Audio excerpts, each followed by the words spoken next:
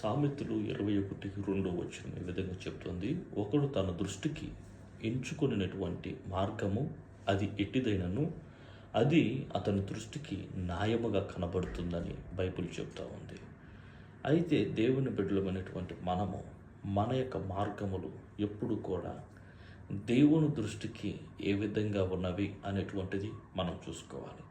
మన దృష్టికి ఏది న్యాయంగా అనిపిస్తుందో అది చేయటం కాదు, మన దృష్టికి ఏది మంచిగా అనిపిస్తుందో అది చేయటం కాదు, కానీ మన జీవితాలు మనం ఎంచుకున్నటువంటి మార్గాలు దేవుని యొక్క వాక్యముతో ఏకీభవిస్తూ ఉన్నాయా లేదా, దేవుని యొక్క వాక్యానికి అనుసంధానం చేయబడుతున్నాయా లేవా, దేవుని యొక్క వాక్యంతో ఏకీభవిస్తూ ఉన్నాయా లేదనేటువంటిది మనం పరిశీలన చేసుకోవాలి.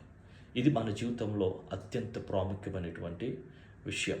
కాబట్టి మన ఆలోచనలు, మన మార్గములు, మనం తీసుకునే నిర్ణయాలు దేవుని దృష్టికి యోగ్యమైనవిగా, దేవుని దృష్టికి మరి ప్రీతికరంగా ఉండాలి. Praise the lord.